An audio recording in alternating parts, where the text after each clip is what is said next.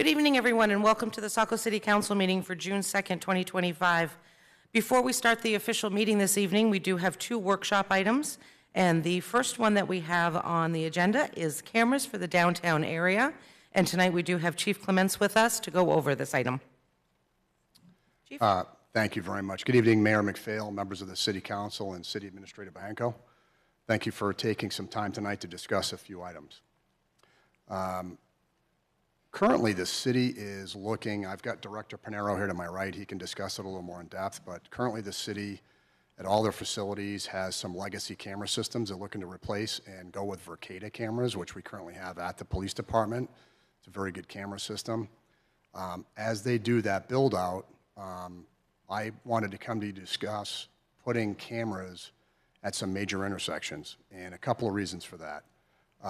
Number one, I think it will help us with identifying issues related to crime. So whether we have a traffic collision where it's a he said, she said type thing, or for example, the shooting we had on Elm Street, we were able to utilize business cameras and private citizens cameras to help us identify some things. And then the city of Biddeford has a camera system, so that helped us a lot.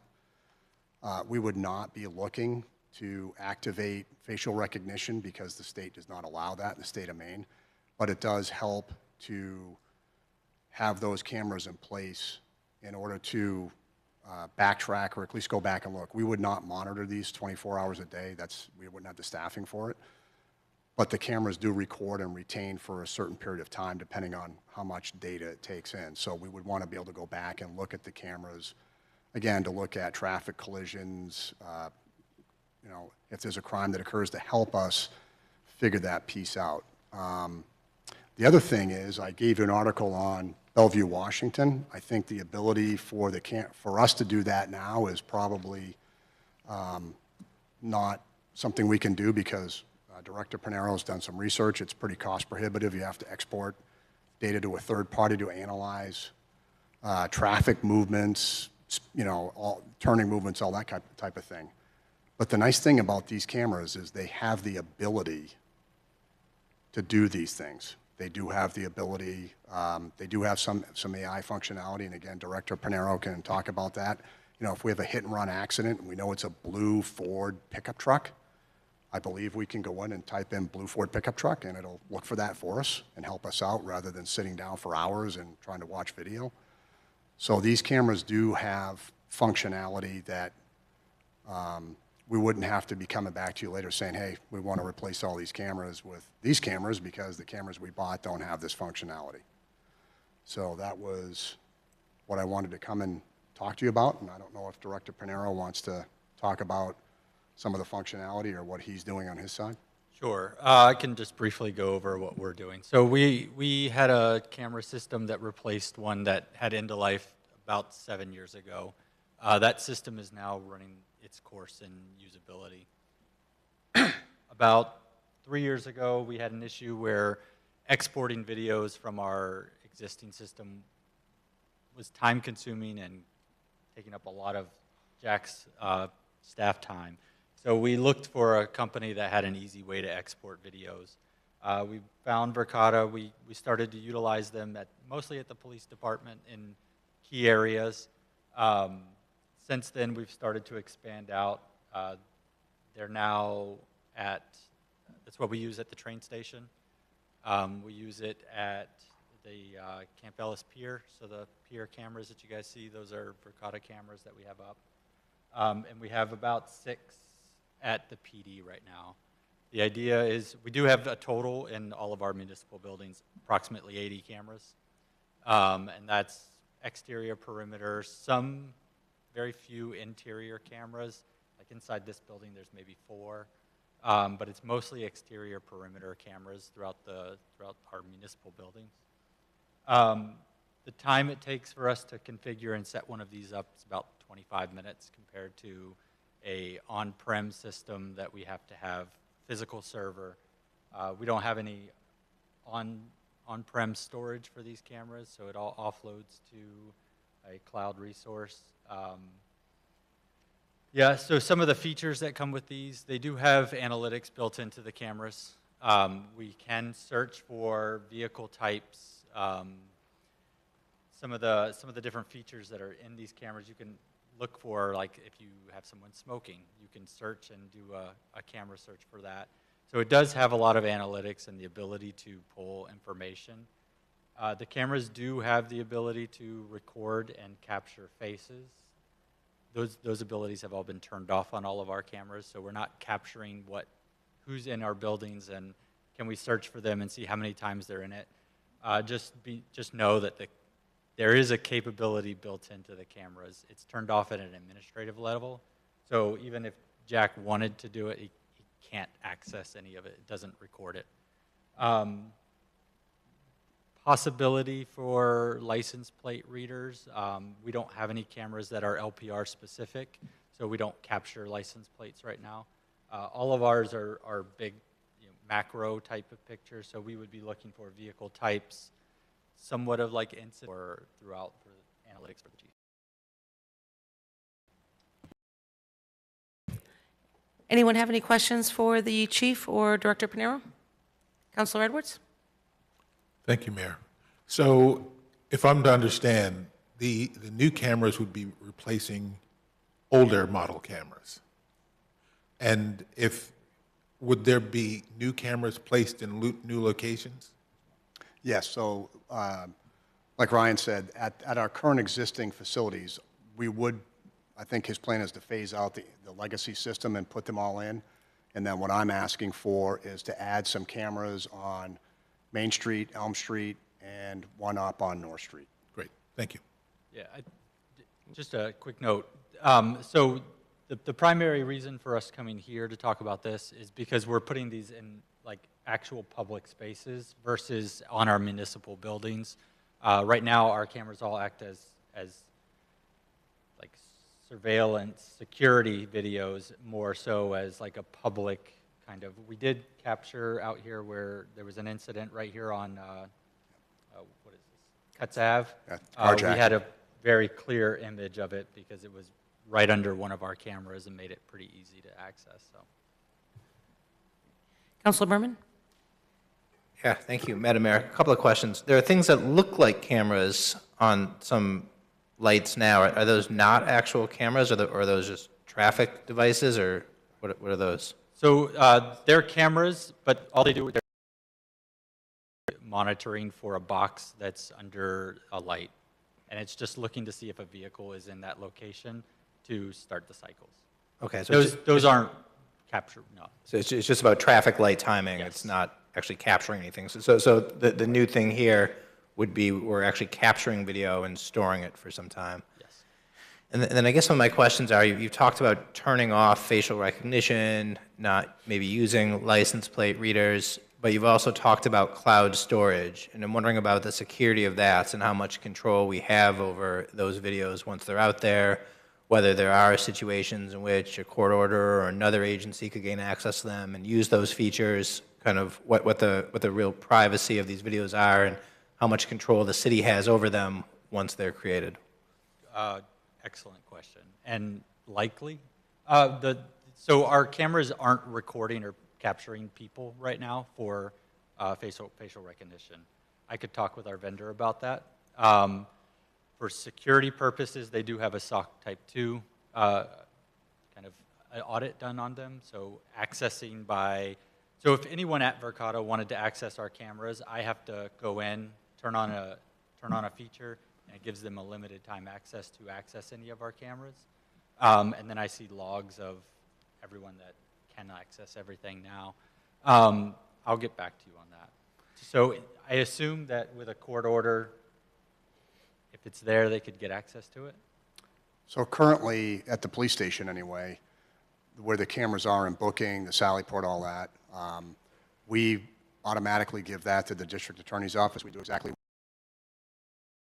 rather than putting the whole video on something and submit it, we give them a link. And the link takes them to that. Defense attorneys get that as well. So it is something that I would say, like, if we had them on a light pole and there was an accident and an insurance company wanted it, we would provide that.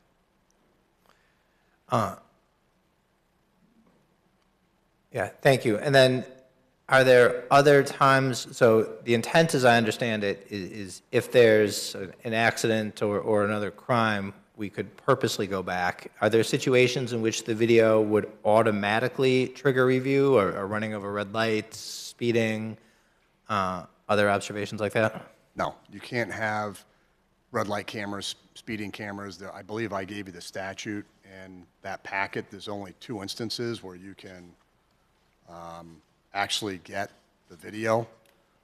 One of them is the Maine Turnpike Authority, and then I don't remember the other one, but there's only 2 instances, but Maine does not allow that. So these would just sit and record. After a period of time, we set it for a roll-off period, it's gone. So, say it was 7 days, we would set it for 7 days. If there was a crash, we could go in, look at the video. Car A said they were turning left. Video says, no, you weren't. So we could clean up some of those where they argue back and forth. Or if they stick to their argument, give it to the insurance company and say, you figure it out. But here's the video. Okay, thank you. Great, thank you. Anyone else? Council. Thank you. I just overall generally supportive of counselor. Had cameras on my property and other properties for several years now. I've been amazed at some of the things it's captured. It's benefited me personally, but it's also benefited many of my neighbors. It's benefited, I believe anyway, the Saco Police Department. It does act as a deterrent. When people realize there's cameras there, their behaviors change. So I think that while we're not reviewing it, per se for that, there will be, once they look up and go, okay, I'm being recorded, you will see behaviors change. I think Biddeford, if you look, they're downtown, it's throughout their downtown, and I've spoken to many of the business owners down there, and they've confirmed as much. So I think, I certainly understand concerns about, so-called police state, and fully get that, but we're in 2025. I've operated with the assumption that I'm always on camera for at least the last 15 years. All of our police officers have recording devices. To me, it's like kind of, we're behind the game here, in this municipality, whereas, most, you go to Portland, most, larger municipalities have them. So like I said, I would support this. Thank you. Thank you. Anyone else? Councilor Gunn, then Councilor Hatch. Thank you, Madam Mayor. Jack, I just want to back up a little bit and ask you kind of philosophically kind of how you got to this point in terms of wanting the cameras, though, because obviously this is not exactly a soft issue. I mean, ACLU kind of lives for stuff like this. So, Sure. Obviously, you used police, obviously, Las Vegas, a much bigger metropolitan area, dealt with a lot of problems at Saco. If we do have, most people are not really aware of because we're a small community and we kind of we can avoid sort of the limelight of some of that nonsense. But I'd like you to philosophically sort of tell me where you're coming from in terms of how you see this as an actual deterrent from the type of crime that you were talking about. So I don't look at something like we're going to put signs up that say, welcome to Saco, you're being recorded.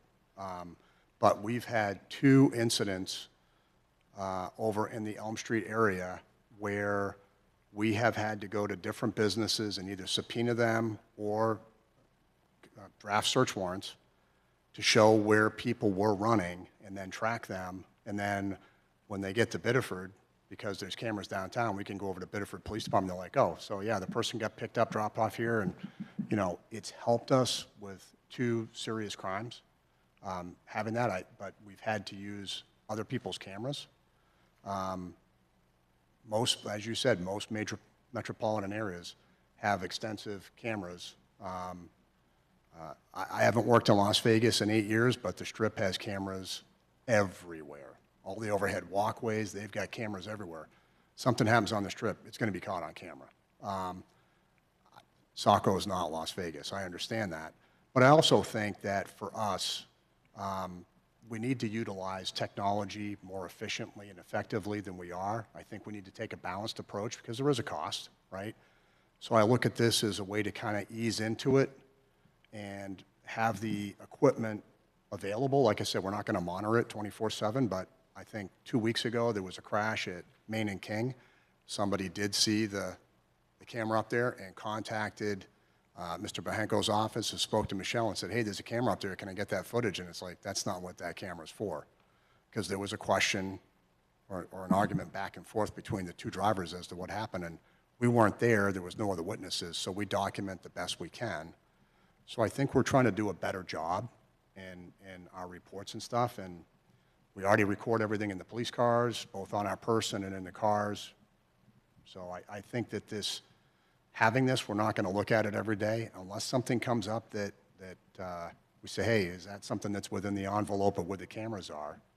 If it is, it gives us something to go back and look at versus having to canvass and knock on people's doors that have Ring or whatever and say, hey, do you get in a video? So I do think that this is, as you said, I mean, we're 2025. I think we should be using, again, measured approach. I think we should be utilizing technology. Jack, I have a follow-up question, because we talked about, obviously, the purpose of this, obviously, is to help the police department, fight and deter crime, and certainly can be used in a legal setting by defense lawyers, prosecution, et cetera. If there are, say, two people on the street and they get into a civic altercation, it's one of those things where it doesn't rise to the level of the police, but they know that they're on camera.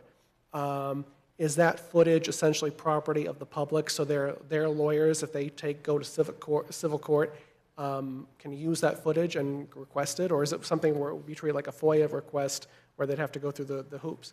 It'd be under FOA. Yeah. But it would be accessible to them in Yes. theory. Yeah. Yeah, so that's why I'm trying to be, I guess, careful how we roll this out because we already get hit with a lot of FOA requests. Sure. So I'm trying to make sure we don't overload that. But it is easily searchable. It's something we can send them a link, like if an attorney did a FOA request, we can send them a link, they can look at it all they want. It's there for a certain period of time, then it shuts off. So that's why I'm trying to limit or be careful how we do this and kind of take a, crawl, walk, run approach to doing this. And I guess the last question, if I may, Madam Mayor, is in terms of the actual, because we were talking about, people, seeing traffic cameras or seeing those type of things and assuming that they're the type of cameras that we're talking about right now. In terms of where they're going to be, number one, have you kind of your eyes on some areas specifically where they want to be? And number two, is it in your intention that they be visible or just the opposite, be obscured so people don't know they're on camera and therefore, maybe they're up to no good though, they'll be caught, causing trouble? They're pretty big. Yeah. They're about a foot, and they look like a saucer. Yeah. Ideally, they're white. They're not painted or camouflaged anything. So we're not putting this in a bush or something? No. Okay, yeah, Ideally, okay. they would hang off the center mast of at a intersection. Yeah. The cameras that we're looking at, they have so it's a single deployment and has 4 directional cameras in it, so we Yeah. can pick up all directions with a single deployment. So, but definitely not hidden. They're pretty. I wish I still had it. I had to send it back. We had a trial out. I had to send it back today, but they're not small. They're pretty visible. So, yeah. And as far as locations, our high crash area, obviously, is Main Street, especially from Beach and Main up to the Spur. Yeah. So I think we would be looking at probably up near the Hannaford area or, Ocean Park Road area, and Main Street, King Street, because the high school's there. Yeah. Probably Beach and Main. We would probably go back to Main and Water on Elm Street. I'd like to be at Scammons Corner to pick up that intersection. I'm not sure about, obviously these things cost money, but I would look at potentially Elm and North, but definitely Industrial Park Road and North Street. Thank you. Great. Thank you. Councilor Hatch? Thank you, Mayor McPhail. Did I understand you correctly that these cameras, although we wouldn't be using them for license reading, but they could be? So the company does sell an LPR type camera. Those are more like a bullet type camera, Yeah. and you specifically have to point them and angle them at the level for a license plate that would typically be at. These cameras are more of a area type of video. Well, I'm fully supportive of this, and Jack, you and I have had numerous conversations. I don't think we're going far enough. And this is all anecdotal, but it's like people don't care. Drivers don't care. They speed here, they speed there, signs don't matter. And so I recognize the fact that in the state of Maine, we can't do much more than this. I believe there are states that do use cameras for traffic Yes. control. Okay, and that's because their state legislature has been smart enough to realize that beyond school buses and toll enforcement, Yeah. there are more serious issues, and people's lives are at risk. So I'm glad we protect the kids, and I guess it's important that we collect tolls. That's a monetary benefit. But we can't protect our citizens from the craziness that goes on our streets. And we just had an exchange. Councilor Johnson did a fabulous job of responding to a complaint that we got from somebody who didn't like the flexible bollards because it caught his attention and it slowed him down, and it's like, that's why they're there. Yeah. Okay, so I'm totally supportive of this. I don't think it goes far enough, okay, and I know that's beyond your pay grade. I do think we have got to get people in Augusta to smarten up a little bit here and think about protecting us a little bit better than they have. But that's my own personal opinion. This whole issue of Big Brother, I was the big brother in my family. I wish I had a big brother because I might have not done some of the things that I did. But there's nothing wrong with having a big brother who's just trying to get you to play by the rules. So I am very supportive of this, and I'm going to continue to be supportive of pushing that envelope as far as we can.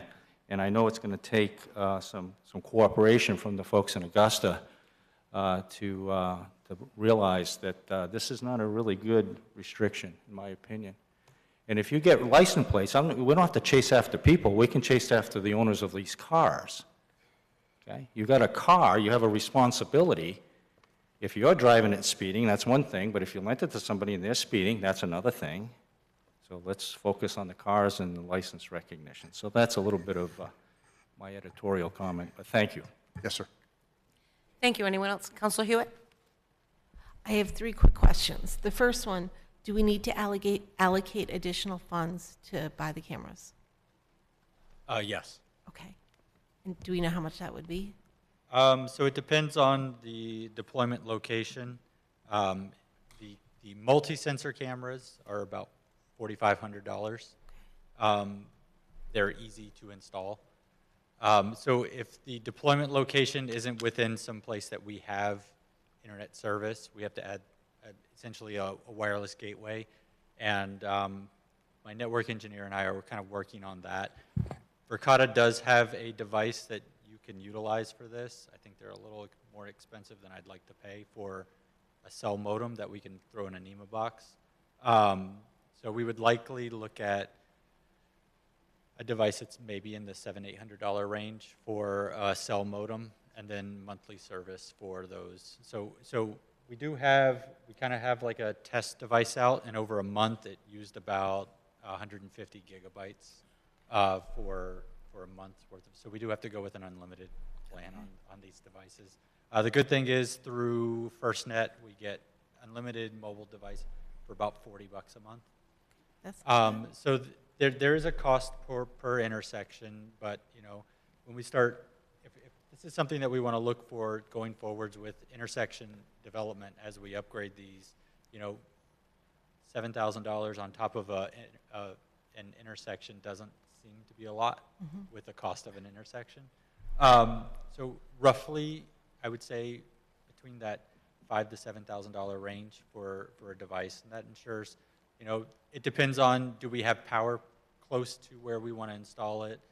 Good thing we do have an in-house electrician, so utilizing some of their time when it's available to get the power pulled to them.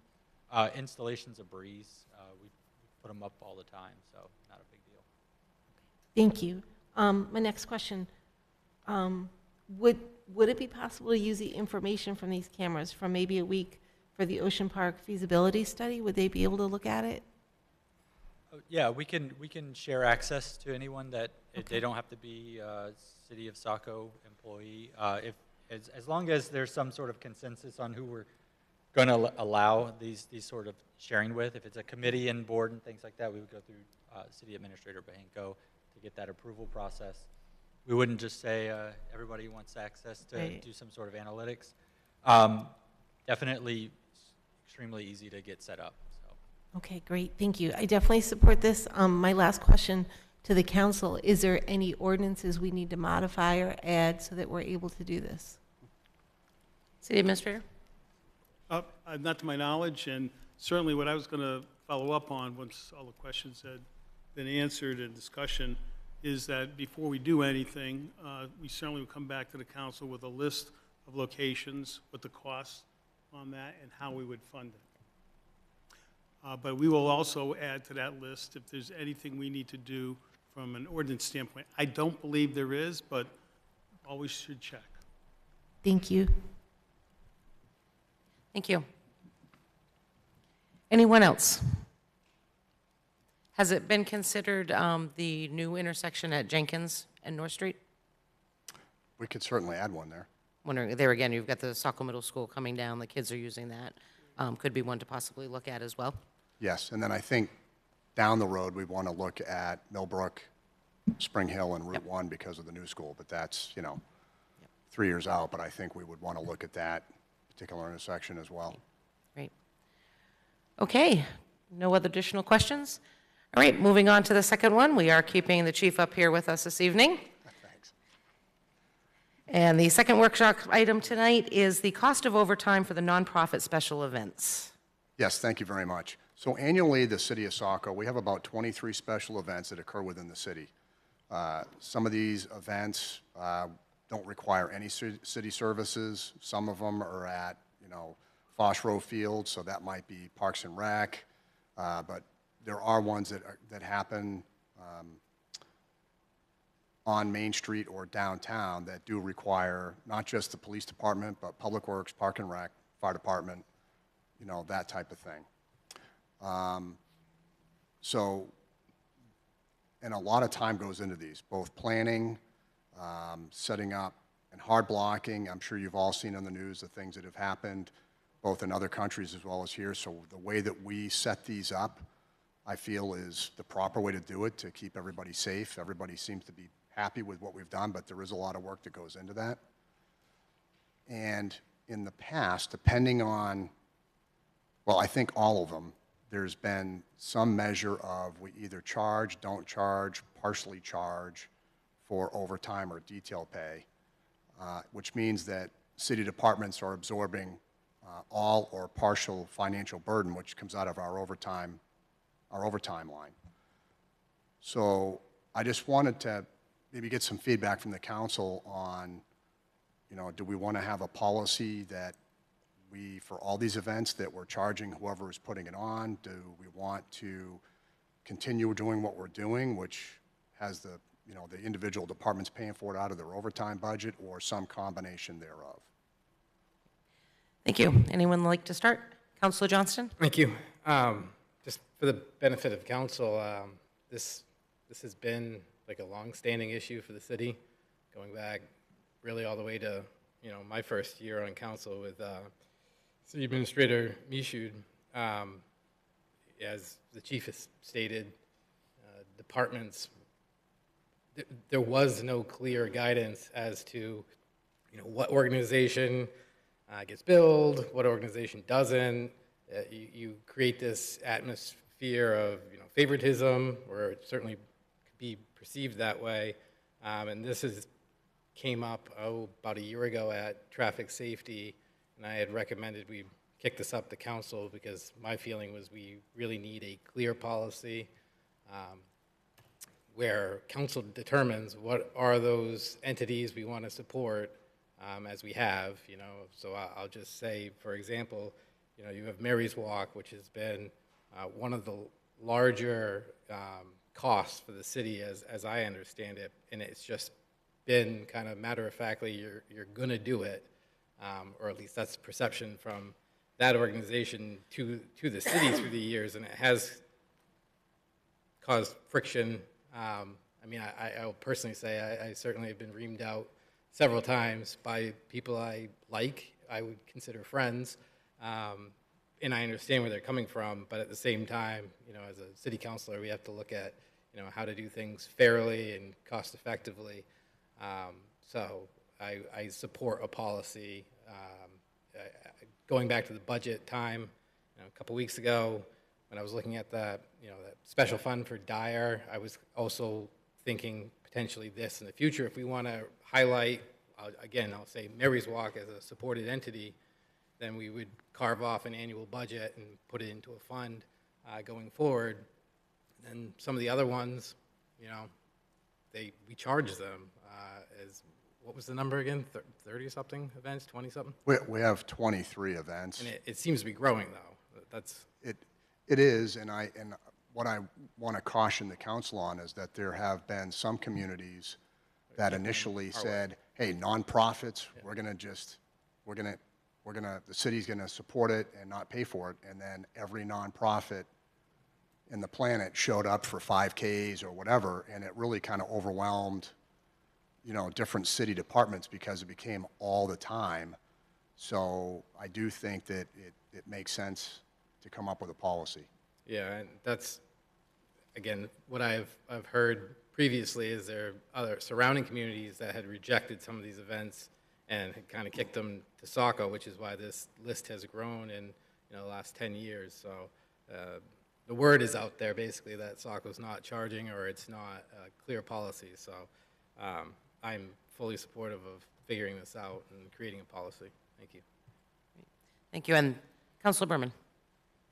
Yeah, thank you, Madam Mayor. Thank you, Councilor Johnson and Chief Clements, for bringing this to us. I see two real issues that are kind of contradictory in my mind. One is it's really not fair to the municipal budgets, nor is that the right way to cover overtime for these events. That the budgets aren't set up to support private events and really should be funding those things by the city.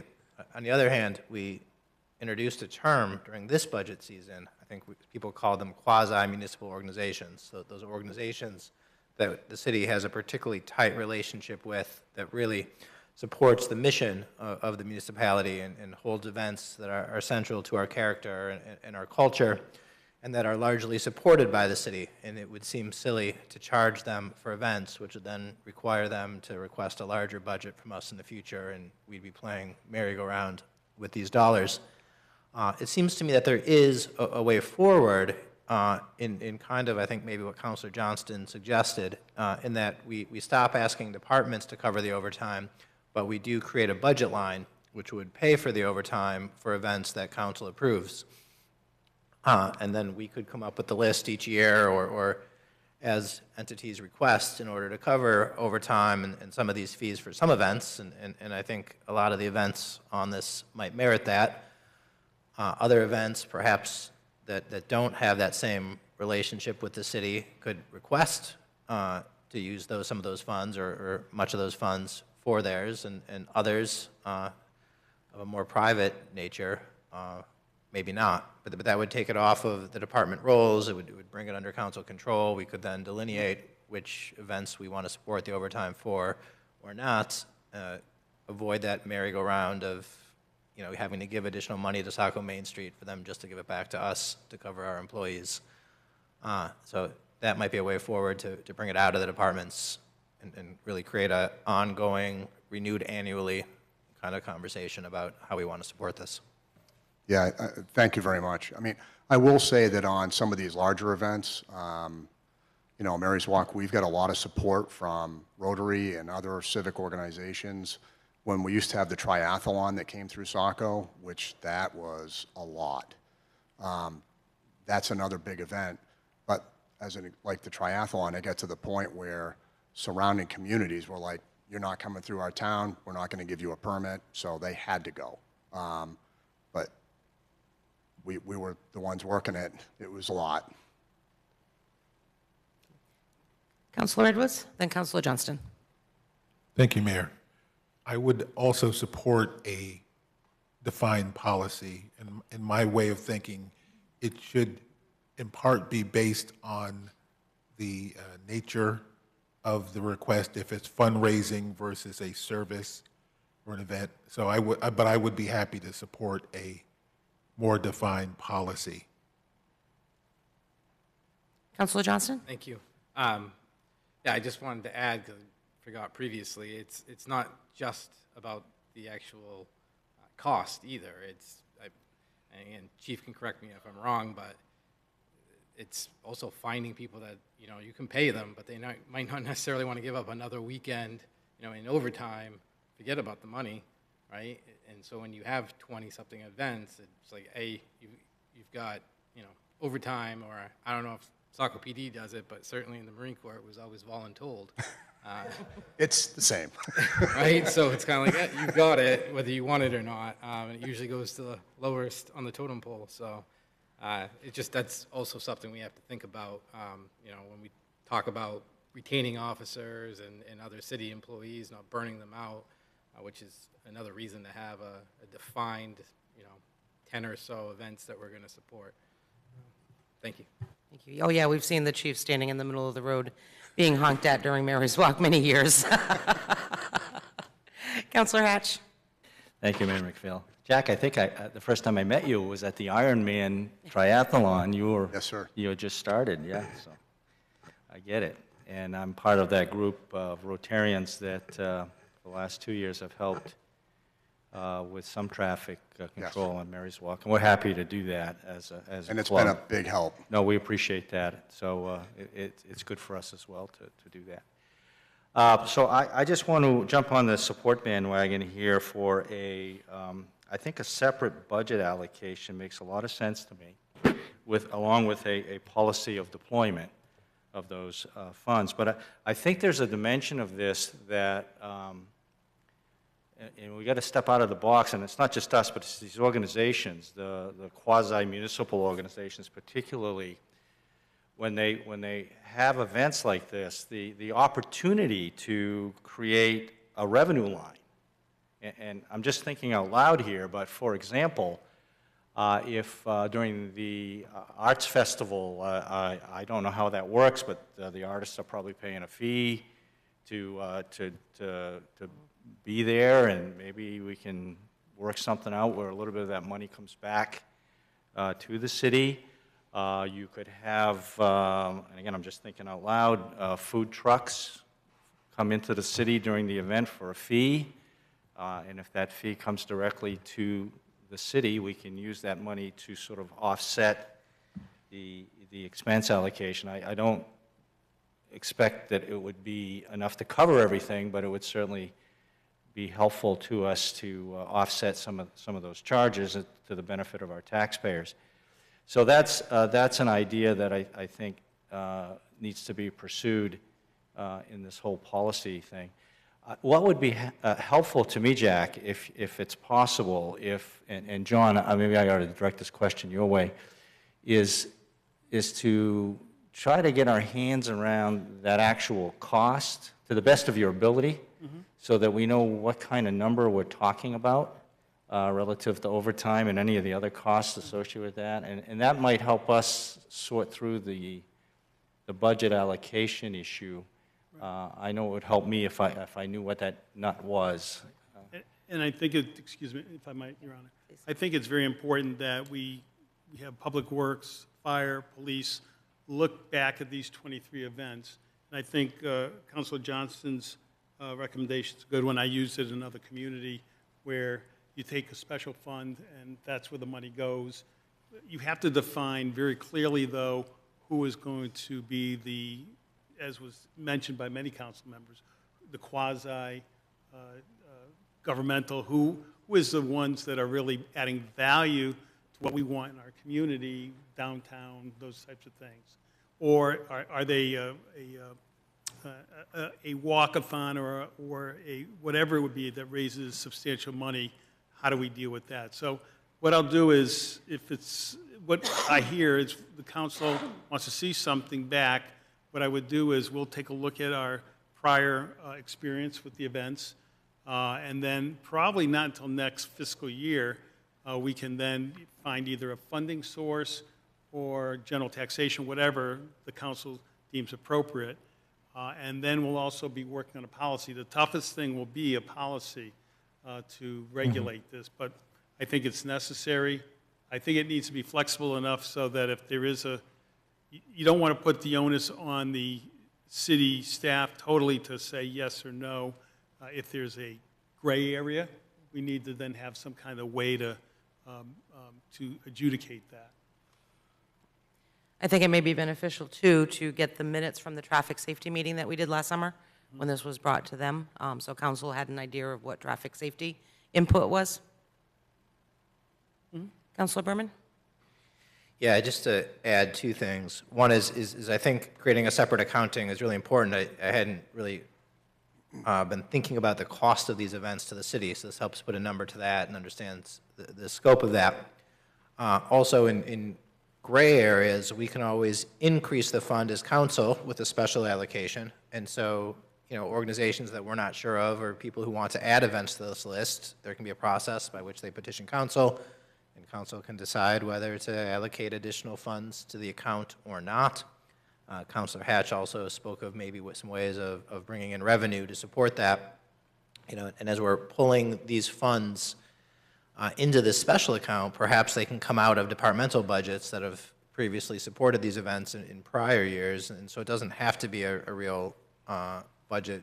It doesn't have to hit the taxpayer necessarily as significantly as one might think at first glance, because it's not really new money. It's money that the city is spending now that's just going to be reallocated for, allowing us to account for these events in a more rigorous way. Right, so if I might, so any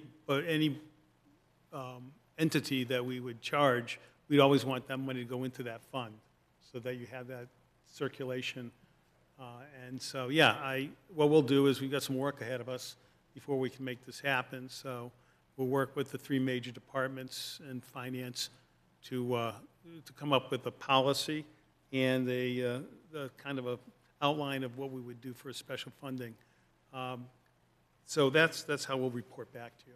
The other thing, going back to the first workshop, what I heard was that we need to determine costs and locations. So that's what I have as a deliverable back to the council, unless I heard something different. But I think that's what I've heard on that. Yes. I also had a question about the privacy of the information when it's on that cloud server, and under what circumstances somebody besides the city could access it. Yep. So that's what I have for those two workshops, Your Honor. Okay, anybody have, Councilor Hewitt? Quick question.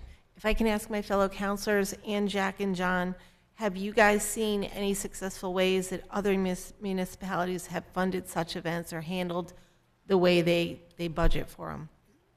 I can speak, and then the chief can. It's a very difficult thing when you're talking about these events, like the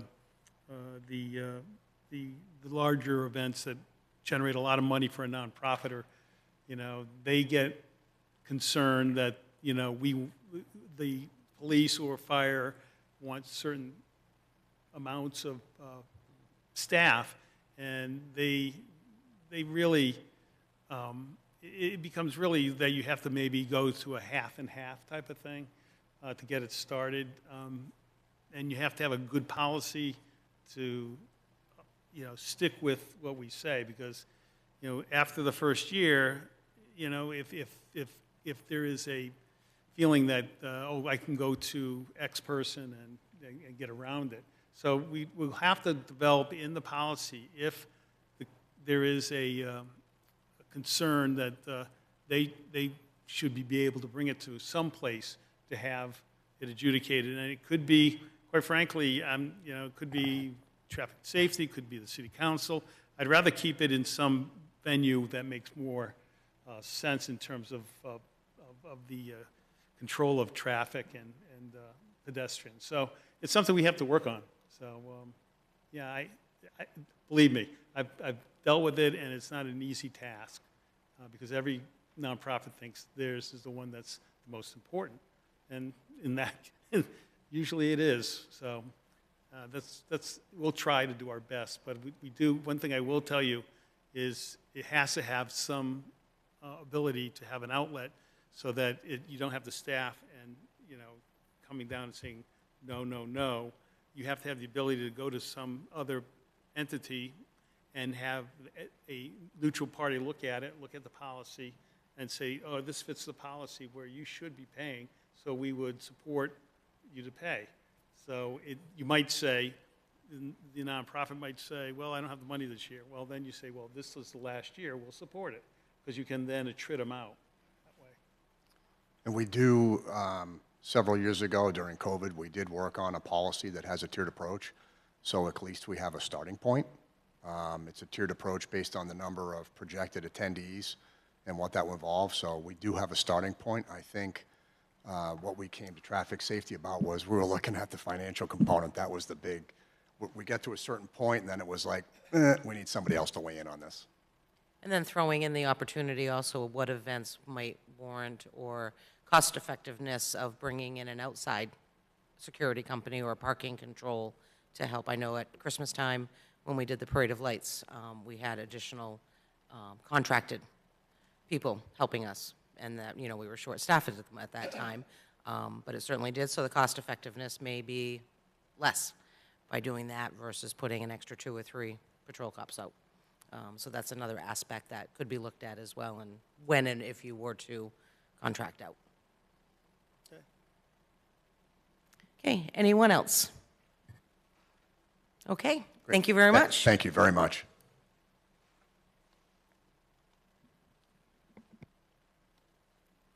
Okay, I'd like to now call the official meeting to order at 7:17 and make recognition that all City Council members are present this evening, including our City Administrator, Bahenko. And would you please join me for the Pledge of Allegiance? Pledge allegiance to the flag of the United States of America and to the republic for which it stands, one nation, under God, indivisible, with liberty and justice for all. Thank you, everyone. Okay, that now takes us to item 4, general this evening, and we do have a special recognition tonight. These are the winners of the Phase 3 of the Saco Art Commission Traffic Signal Cabinet Renovation Project. The Saco Art Commission was created in 2021 to bring together members of the community, city councilors, and staff to improve the aesthetic quality of the city's public spaces. The Traffic Signal Cabinet Renovation Project focuses on creating art for traffic signal cabinets throughout the community, a great opportunity to make everyday, functional objects visually appealing and vibrant. The Arts Commission has worked with Thornton Academy's Visual Arts Department staff to include student artwork for each of these improvements. Seeing the talent of our rising local artists makes this beautification project all that more special. First phase of this project was completed in 2022 with 3 beautiful cabinets on our downtown Main Street.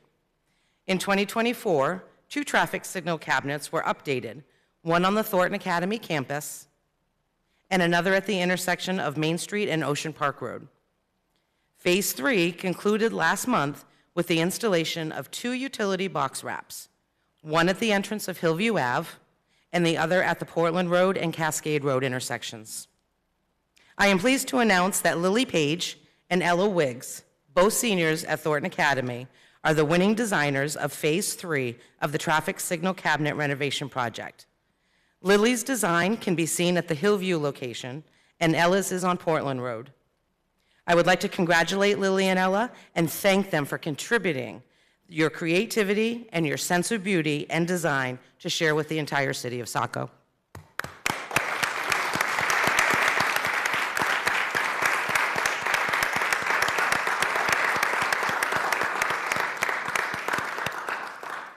And Lily and Ella, if you would like to join us up front, right over here, would like to have a photo with the counselors.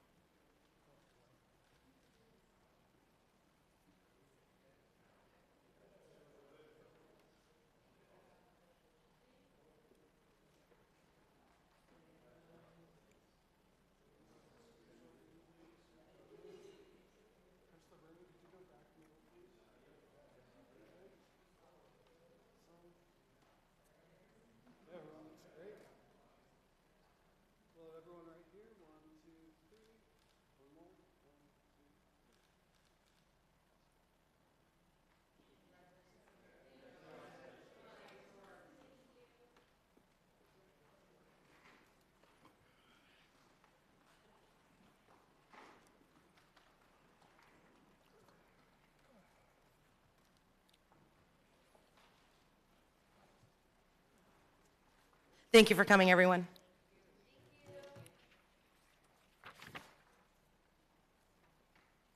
Yeah, now moving on to item 5, and that is committee correspondence to council. Any committee members have any notices? Councilor Hatch. Thank you, Mayor McPhail. This Wednesday evening at 5 p.m., the Saco Citizens Grievance Ad Hoc Committee will be meeting in the conference room on the first floor. Thank you. Anyone else? Councilor Edwards, and then Councilor Gunn, did you have your hand up? Okay. Councilor Edwards? Thank you, Mayor. I always feel it's important not only to schedule things and have them run successfully, but also to tell the story after. So I'd like to give a great big hug and hand to Saco Main Street for pulling off in the rain this past Saturday the Pride in the Park at Foss Fields. They were all soaked but in good spirits, and as the day progressed, and even though there was enough rain for several rainbows, I don't know if there were any there, it was a good day, and many people enjoyed the color run and the vendors there. But, you know, it doesn't stop there, because there's another park, the park at the corner of Main and Store, which will have live music on the second Friday of June, July, and August. The first one will be the musical act will be Doug Colmar, and again, that is from 6:30 to 8:30, the park at the corner of Main and Store on a Friday, June 13th. Thank you very much. Councilor Gunn. Thank you, Madam Mayor. Just a reminder for the public that the Long Range Planning Committee meets this Thursday at 5 p.m., and I'm bringing it to your attention because usually it's in City Hall, but this time it's going to be down over at Public Works. So 5 o'clock over at Public Works. Meetings are open to the public. It's a little crowded in there, but I think we got plenty of room, so please come on down on a Thursday night. Thank you. Great. Thank you. Anyone else? Okay, not seeing anyone. Moving on to item 6, that is public comment. If we have any members of the public wishing to speak, please step forward to the podium, state your name and address for the records, and you will have 3 minutes. Chelsea Hill, 108 Bradley Street.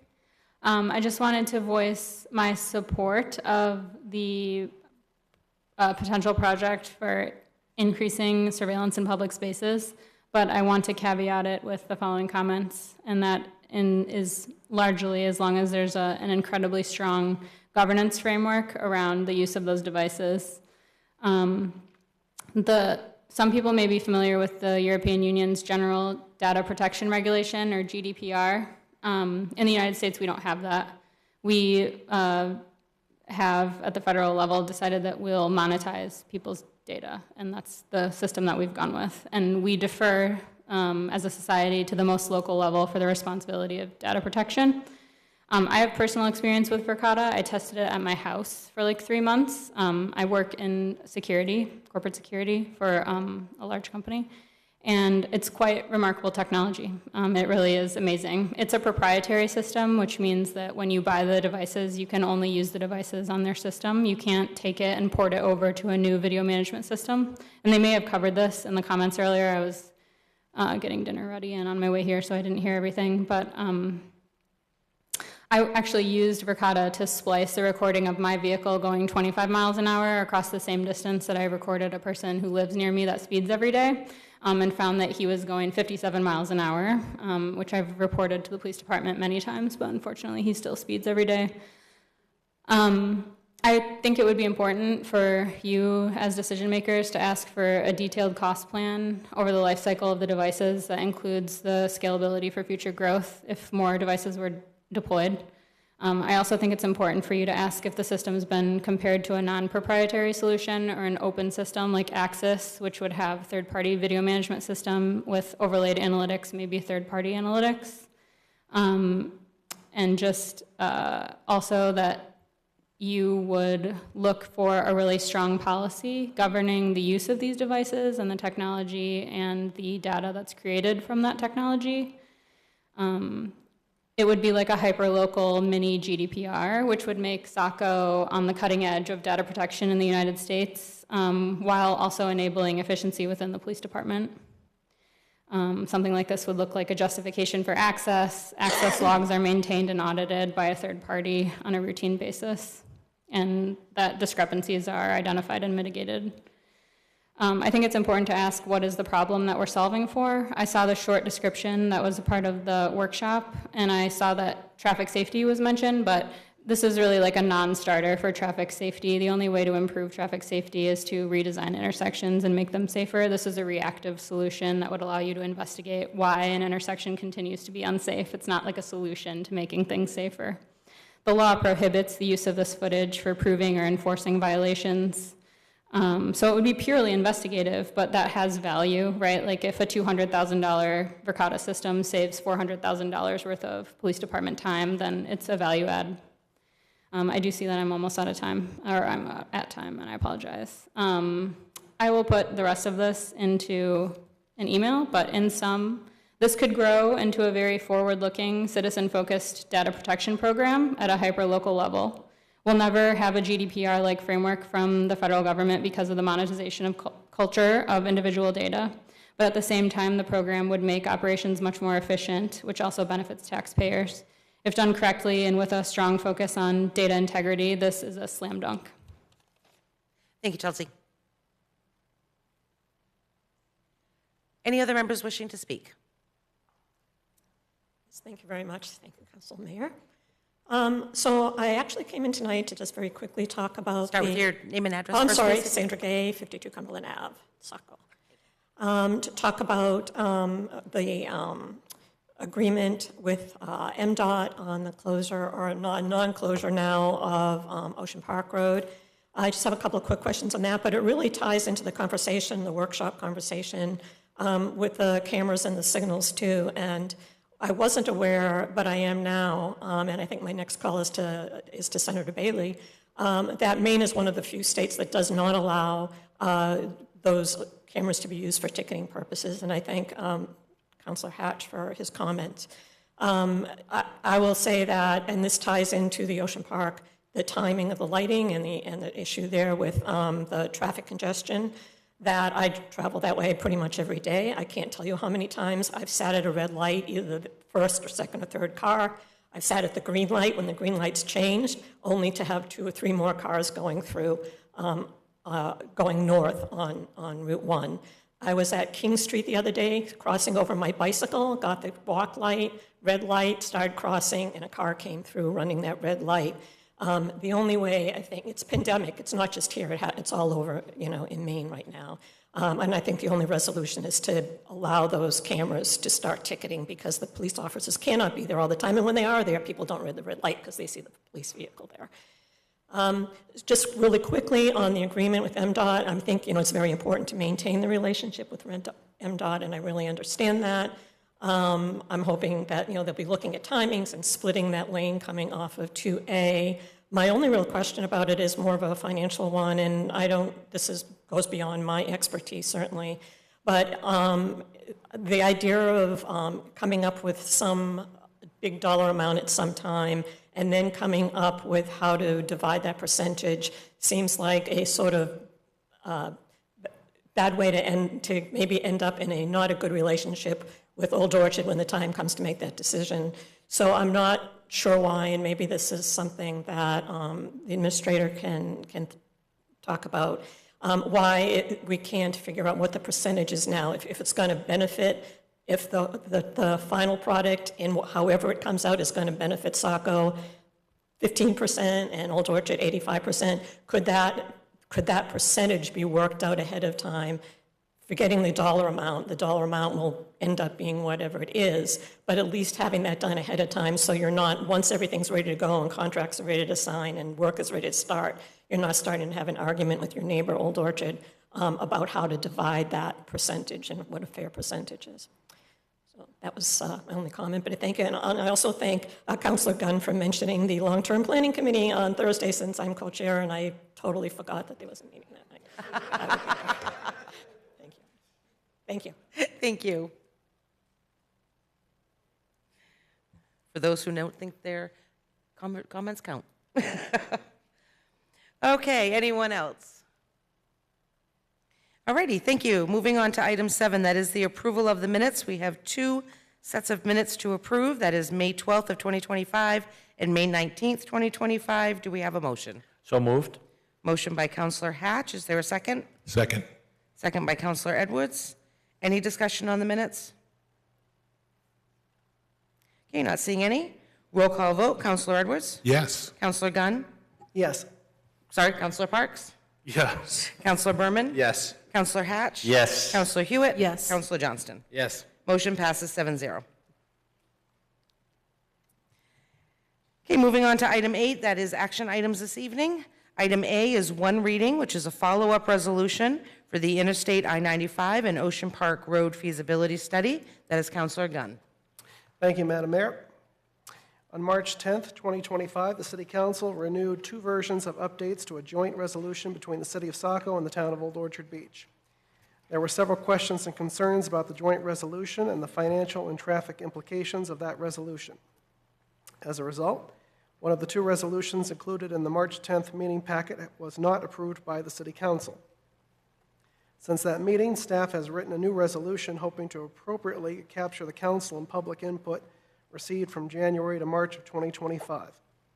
Staff has coordinated with the Maine DOT on this new resolution and has included the email correspondence noting Maine DOT's acceptance of this draft resolution or something similar as may be amended. The new resolution does the following: removes any and all support for the possible through lane closure at Exit 2A. Recommends further study of Exit 2A to consider a traffic pattern that would allow continued access to Ocean Park Road with revised signalization at the intersection to ultimately create safer traffic movements in that area. Recommends additional study and consideration to be given to enhanced access to the Eastern Trail. Outlines Saco expectations of any and all future cost sharing. Agrees to move forward only with these outlined considerations and requirements. Be it ordered that the City Council approve the Resolution Interstate 195 and Ocean Park Road Feasibility Study Planning Partnership Initiative, WIN 26660.00, Saco, Maine, as presented at the May 19th, 2025 and June 2nd, 2025 City Council meetings. I move to approve the order. Thank you. There's been motion made. Is there a second? Second. Second by Counselor Berman. Any discussion or comments on the item? Counselor Johnston? I guess I'll lead this off. I can appreciate, staff's continued efforts towards the issue. However, when we last discussed this in March, it was my opinion, I can only speak for myself, but I certainly felt that council was done with this discussion to this specific project, right? So if I recall, the item died for a lack of second, which means it was a no vote per Robert's rules. So I find it odd for this to return on the agenda. I mean, I'm not going to dig down into the nuances of Robert's rules, but I kind of view this as a reconsideration of a vote that was not brought forward by council that I'm aware of, or a counselor that I'm aware of. So I feel the tone, from what I recall, it didn't seem like there was much support at that time. Regardless, the current resolution still remains rather unclear as to what the benefit to Saco is. The suggestions of, what's the proper term? I think it's recommends further study. That leaves me uncertain of the benefits that we're receiving. Whereas for Old Orchard Beach, it seems very clear in that feasibility study, what they're receiving. So, the language seems to be wishful thinking, in my opinion. And again, having been 2 months or so I think, you know, the more I've thought about this, that whole area of the Ocean Park Road, and I don't recall if I mentioned this at the time, but it is in a TIF district. It's part of the downtown TIF. It's in a designated growth area. I believe the intent, based on the comp plan and whatnot, is to have future growth. I think that we need to be taking a more holistic approach to this, where we're exploring the entirety of the Ocean Park and Main Street corridor. The last traffic safety meeting,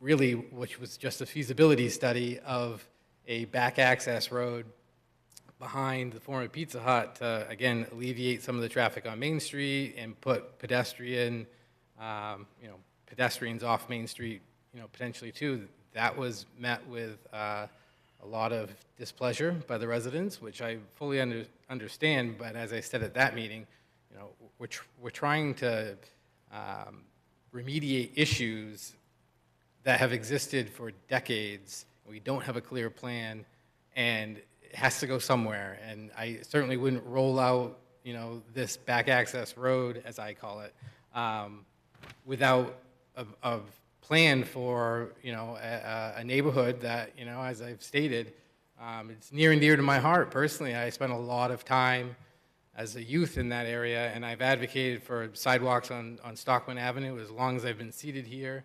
And that continues all the way down to Cumberland Avenue neighborhood, where I also spent a lot of time.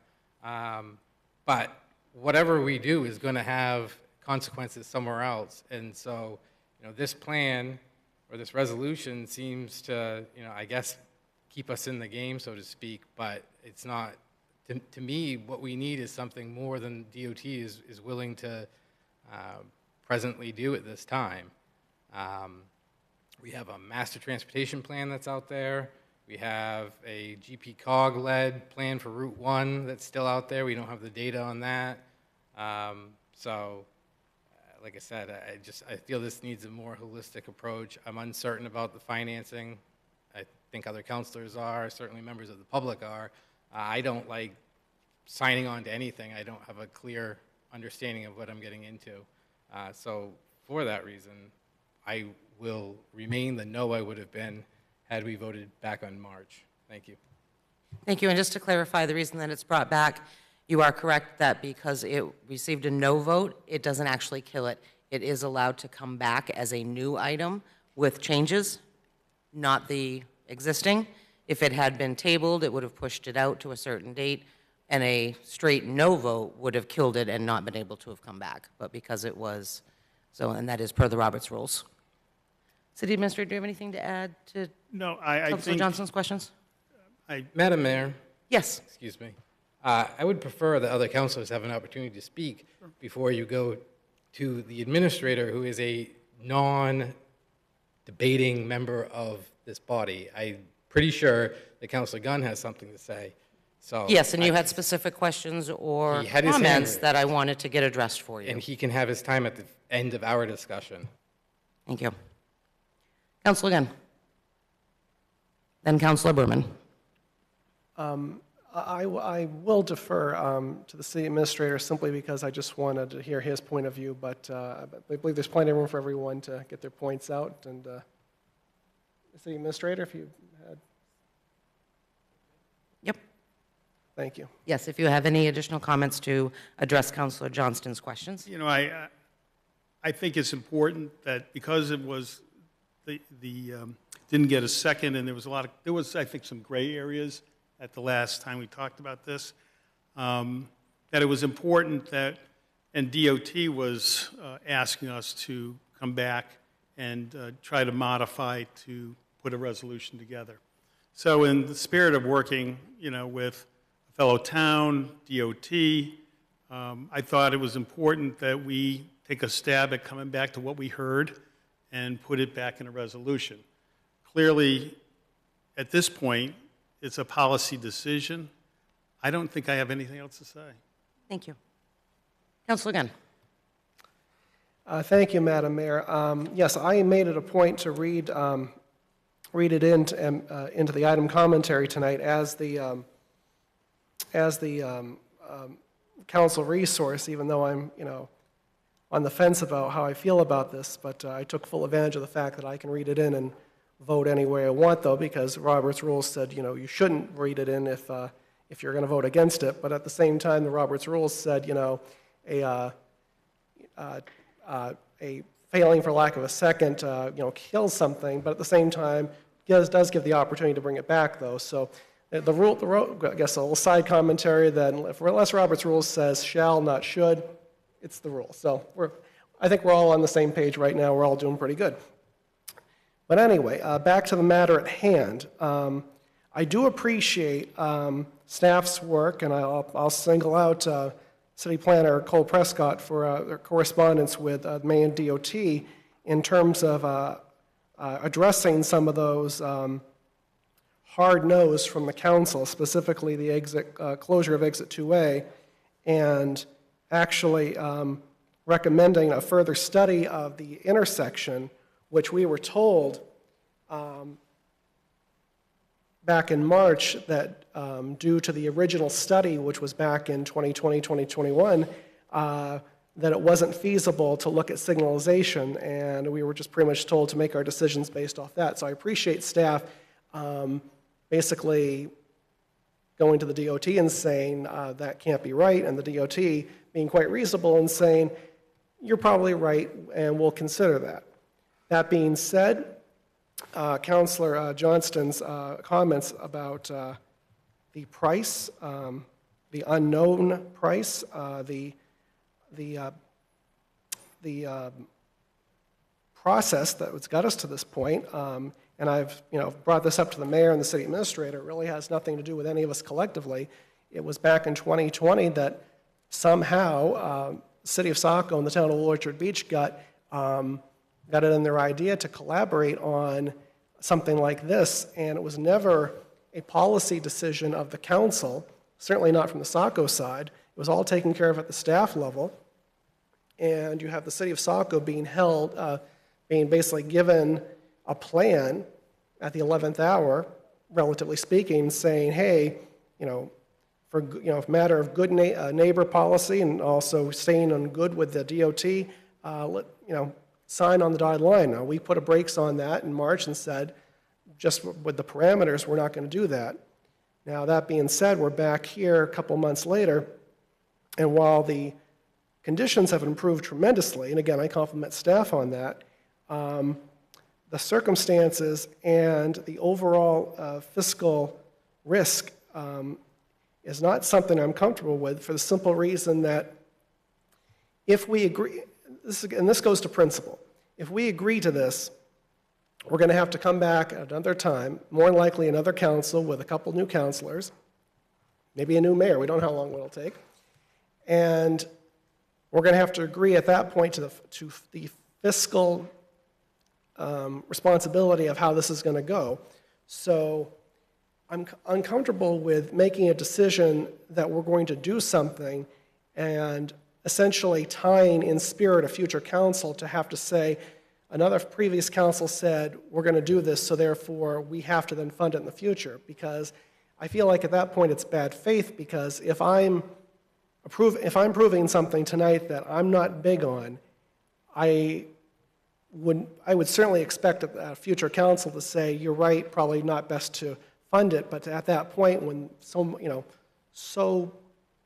the movement has happened so far on it, though, it feels like a bad faith thing, and I don't want to set up a future council for that when I'm perfectly capable of sitting here looking at something on its merits and saying, I don't think it's the best of ideas. So I'm eager to hear what the rest of the council has to say on this, because, like I say, there's a lot of good in this, but at the same time, the principle of how we got here and what it means for council's policy prerogatives when it comes to spending the public's money on something like this,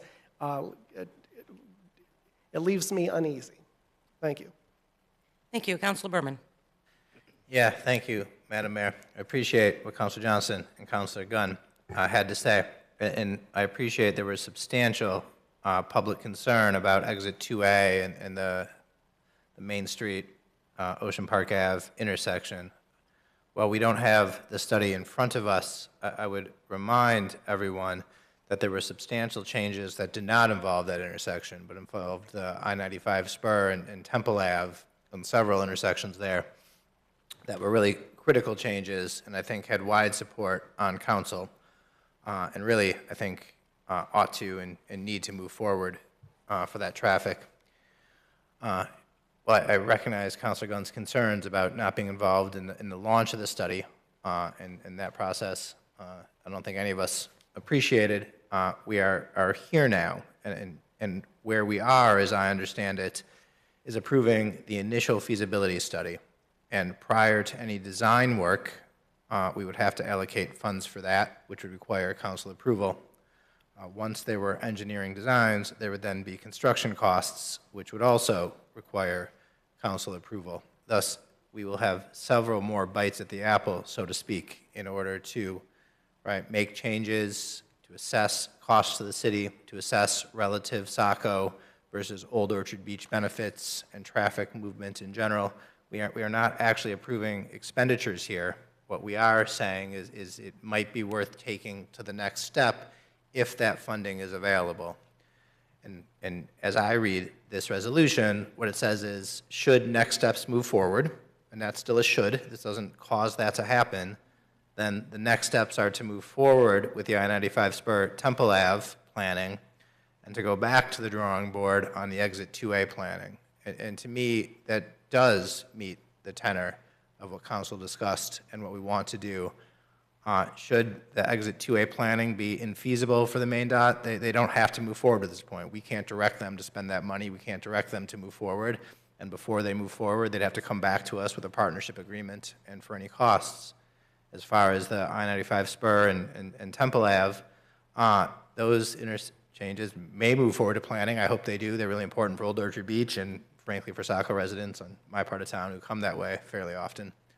And that may be ready to move to a further design phase to see what those changes would actually look like at the engineering stance. But again, before any dollars would be expended, it would have to come back to council for approval and discussion and to understand the scope of those projects and what that cost would be. And at that point, it would be appropriate to negotiate with Old Orchard Beach about the share of the cost that Saco is willing to bear. At this point, it's a concept. Right? It's not a design, it's not a project, it's a concept. And I think there was broad support for the concept at the I-95 spur and Temple Ave.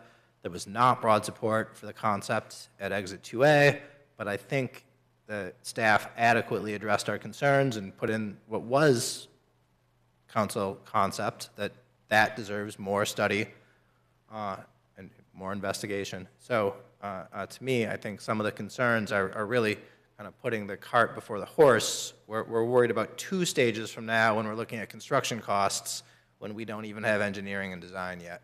And may or may not get there, and if we do get there, it could be several years from now, could be entirely federally funded, could be entirely state funded, could have a large Saco portion, could have a small Saco portion. That would all be decided at that time if that funding's available and if there's desire to move forward at the MDOT, Old Orchard Beach, and city level.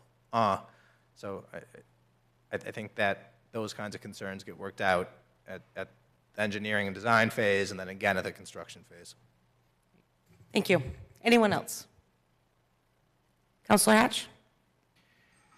I agree with Councilor Berman in terms of, this is just opening up an opportunity for more discussion. But I also want to be go on record as saying I'm not pleased with how this got before us either. I want to take a minute here and think about. I don't like open-ended promises, and I think that was part of the public comment we had earlier. And I'm going to make just a suggestion here in terms of language in the resolution. It's in paragraph 3, and the sentence presently reads, Saco's fair local share should be proportionate to the benefit that the city of Saco will receive. And I might suggest that that sentence be a little bit more strict to the extent that it reads, Saco's fair local share shall be proportionate to the benefit that the city of Saco deems it will receive. And I think it gives us the opportunity as a council, when that comes before us, to be somewhat in control of defining what that benefit will be, which ultimately, I think, translates into shared cost. So that's just a suggestion that I throw out on the table. Great, thank you. City Administrator, you have that written down? Yes. Thank you. Anyone else? Councilor Berman? Madam Mayor, given that this reads to me like a action item and a one reading, if I'm correct, might I suggest that Councilor Hatch make a motion to amend and add that language? I would be supportive. Thank you, yes. Councilor Hatch? I am willing to make that as an amendment, that motion as an amendment. Is there a second? I'll second it. Councilor Berman? Okay, amendment made by Councilor Hatch. Any additional discussion on the amendment? Okay, roll call vote. Councilor Edwards? Yes. Councilor Parks? Yes. Councilor Gunn? Yes. Councilor Berman? Yes. Councilor Hatch? Yes. Councilor Hewitt? Yes. Councilor Johnston? Yes. Amendment passes 7-0. Okay, back to the main motion. Any additional discussion or comments? Councilor Hewitt? Just to clarify, so if we voted a yes vote on this tonight, we're voting to let them continue the study. We're not accepting any of the details of the study or the cost. Correct. If it is a no vote, voted down, we are out of the picture. Yes. Okay. That is handing everything over to them. Thank you. Anyone else? Okay, roll call vote. Councilor Edwards? Yes. Councilor Parks? No. Councilor Gunn? No. Councilor Berman? Yes. Councilor Hatch? Yes. Councilor Hewitt? Yes. Councilor Johnston? No. Motion passes 4-3.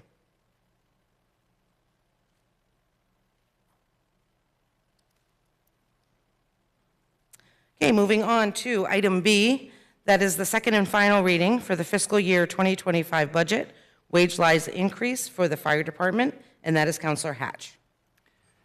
Thank you, Mayor McPhail. The current fire department budget for fiscal year 25 did not anticipate the retirement of 3 employees with the city during the fiscal year, and therefore did not appropriate funds thereof. I would like to put forward an amendment to the city administrator's budget that adds $154,293 to the fire department budget and $32,322 to the general administration fringe benefit budget, for a total of $186,615. These funds would be transferred from available funds appropriated in payroll contingency. This is a 2-reading process pursuant to the council rules and orders of business. Be it ordered that the City Council reallocate $186,615 from payroll contingency 10600-500296 to the following account numbers: 10470-500101, $42,782, Fire Department head wages. 10470-500110, $111,511, Fire Department firefighter/EMT wages. 10600-500289, $11,183, General Administration FICA tax. 10600-500291, $772, General Administration Main Family Leave, and 10600-500287, $20,367, General Administration Retirement. Thank you. Councilor Hatch, I am going to ask if you would just clarify the general administration. It sounded like you had an extra 6 in there. If you could read that account number for the record, please. Sure. I got to find it. So the general, the, sorry. General Admin FICA. 10600-500289, $11,183 general administration FICA tax. Thank you. Motion had been made by Counselor Hatch. Is there a second? Second. Second by Counselor Hewitt. Any discussion on the item? Okay, not seeing anyone. Roll call vote. Counselor Edwards? Yes. Counselor Parks? Yes. Counselor Gunn? Yes. Counselor Berman? Yes. Counselor Hatch? Yes. Counselor Hewitt? Yes. Counselor Johnston? Yes. Motion passes 7-0. Okay, moving on to item C. That's a public hearing, final reading for the renewal application for a special entertainment permit for Hewitt Seafood LLC, and that is Counselor Berman. Yeah, thank you, Madam Mayor. Hewitt Seafood LLC, doing business as Hewitt Seafood Restaurant, has applied for renewal of their special entertainment permit. The applicant has paid all applicable permit fees, and the clerk has properly advertised the public hearing in accordance with the Saco City Code, Chapter 93, Entertainment Section 93-2. I move to open the public hearing. Motion has been made for the public hearing by Counselor Berman. Is there a second? Second. Second by Counselor Edwards. Roll call vote. Counselor Edwards? Yes. Counselor Parks? Yes. Counselor Gunn? Yes. Counselor Berman? Yes. Counselor Hatch? Yes. Counselor Hewitt? Yes. Counselor Johnston? Yes. Motion to open the public hearing passes 7-0. If there are any members of the public wishing to speak, please step forward, state your name and address for the record, and you will have 3 minutes to address council.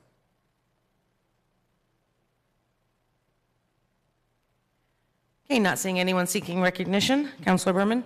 Thank you, Madam Mayor. I move to close the public hearing and be it ordered the City Council grant the renewal application submitted by Hewitt Seafood LLC, doing business as Hewitt Seafood Restaurant, for a special entertainment permit to be concurrent with the establishment's liquor license. I move to approve the order. Thank you. Motion has been made. Is there a second? Second. Second by Counselor Hatch. Any discussion on the item? Counselor Hewitt? Hi, I just want to state for the record that my name is Counselor Hewitt, but I am not a relative of the restaurant, although I am a regular patron and do enjoy it. Great onion rings, guys. But I just, if anybody wants me to recuse from the vote, I'm willing to. Thank you for the clarification. I think we're okay. Everybody okay? Yeah. Counselor Edwards? Yes. Counselor Parks? Yes. Counselor Gunn? Yes. Counselor Berman? Yes. Counselor Hatch? Yes. Counselor Hewitt? Yes. Counselor Johnston? Yes. Motion passes 7-0. Okay, that completes the action items for this evening. Moving on to item 9, that is administrative update. City Administrator Bahenko? Yes, thank you, Your Honor. Public Works crews will be starting a sewer replacement project on 4th Street South, Lincoln Street end. Will begin replacing sewer manholes and sewer main. The project will take 3 weeks to complete, weather dependent. 4th Street will remain open to local traffic during construction. Elm Street and main dot project, coastal road repair is scheduled to mill the roadway surface and perform crack sealing at night next week. This work is expected to take 2 to 4 nights. The dates of this work are weather dependent.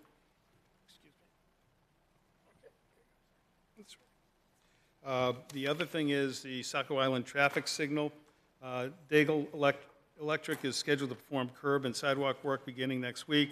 This work will be performed by shoulder closures, always keeping 2 lanes of traffic open. This work is scheduled to continue for 2 weeks, again, weather dependent. New vision appraisers and data collectors. We have 2 new data collectors from Vision Appraisal. Their names are on file with the police department, and they have all the appropriate credentials. We have RFP 2025 F-250. Public Works is soliciting bids for 2025 F-250 4x4 regular cab pickup. The deadline for submission is June 6, 2025 at 1 p.m. Please visit the city's website under bids and RFPs for additional information. I have a list of new team members that we've hired for the city. Brendan Canfield, Senior Accountant, Finance Department. Anastasia Ferguson, Deputy City Clerk, City Clerk's Department. Ryan Southworth, Firefighter, EMS Provider, Fire Department. Jared Welsh, firefighter, EMS provider, fire department, Kyle Mendorf, GIS engineer, technician, public works, and Daniel Montre Gonzalez, patrol officer, police department. So we want to welcome all those that are come on board. We have had a lot of new staff. We're very pleased that we are filling out our ranks, especially in fire and police, and we look forward to continuing that positive trend. Thank you very much. Okay, item 10 this evening is council discussion and comment. Any councilors wishing to speak? Councilor Edwards? Thank you, Mayor. I'm sorry I'm so talkative tonight. So I saw some online discussion about this, and I thought that it might be of benefit to the greater Saco citizens. Talking about people walking up on your property, many people, salespeople for solar and things like that, and there seem to be a lot of complaints. I would imagine there are some parts in Saco that are, people have visitors more regularly than where I live in Hillview. But this did source out of Hillview. So just to let you know, commercial salespeople need a permit in Saco and must respect no soliciting signs. Nonprofits seeking contributions are broadly defined as solicitors in Saco and should respect no solicitation signs. And they should also check with Saco, the Saco Police Department, for any specific local requirements. All individuals, regardless of their purpose, must leave your property if you tell them to. No trespassing signs provide a general prohibition against entry for everyone, and the simple act of walking to your door and knocking by someone not selling or overtly soliciting is not a crime. However, if you do ask them to leave, they should leave. But I would also temper or say that, you know, we are living in an age where we probably are more apprehensive of strangers than we need to be in most cases. However, there are many people who have good reasons to be apprehensive of strangers on their property, and you do have rights. So just make sure you temper that. You don't want to be arresting a Boy Scout or a Girl Scout trying to sell you cookies or popcorn. However, you do have the right to tell people to stay off your property. And if you have adequate signage, you don't even have to do that. Great, thank you. Anyone else? Councilor Gunn? Thank you, Madam Mayor. I'll piggyback a little bit on Councilor Edwards' comments to remind the public, because we have staggered terms, obviously, so the old days of, you know, every 3 years, every 2 years, we're all up for election at the same time, that's out the window. So now this year, I believe it's awards 4 and 5, I believe, or have the council races this year. So there will be people in August in those wards, you know, knocking on doors to get their name on the ballot, and that is sort of the bargain that the people of Saco made 30 some odd years ago when we decided to get away from party politics and have strictly nonpartisan, citizen-based elections where any person can get 35 signatures. You always want to get more, but 35 signatures on the ballot to run in a race. And the only way you can do, well, you can do that in two ways. One, you can find a central location if you're lucky to live downtown and there's a scoop or a business or something, and you can set up shop if they let you and get your signatures there. Or if you live in a more rural district like we do, you go the old-fashioned way. You go door to door, which also allows you to campaign and kind of do, you know, two for one, though. And I'm of the opinion that you know, asking for votes is not the same as soliciting, like, you know, sales, but at the same time, yes, if the advice is if people ask you to leave, don't ask a second question, even if they accuse you of doing something like selling, which you're actually not doing.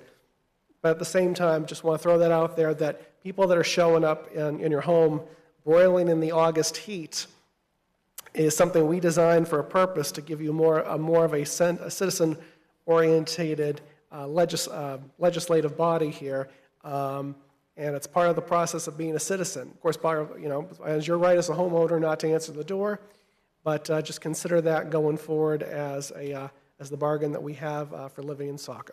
Thank you. Thank you very much. Anyone else? Okay, I would just like to put a shout out to the staff, Heart of Biddeford, our Saco staff, our police, fire, everyone who was involved with getting the Memorial Day ceremony, underway. It was a very challenging year, unfortunately, with the construction, and we had to make some changes, but we were able to keep many traditions, such as the tossing of the wreath over the bridge. It was a wonderful event, attended by many, and again, I just want to put my thanks out to everyone who helped get that underway. And Councilor Johnston, thank you for your service. Okay, anyone else? Alrighty, that takes us to adjournment this evening. Is there a motion to adjourn? So moved? Motion by Councilor Hatch. Is there a second? Second. Second by Councilor Berman. Roll call vote. Councilor Edwards? Yes. Councilor Parks? Yes. Councilor Gunn? Yes. Councilor Berman? Yes. Councilor Hatch? Yes. Councilor Hewitt? Yes. And Councilor Johnston? Yes. Motion passes 7-0 at 8:06. Thank you, everyone, and have a great evening.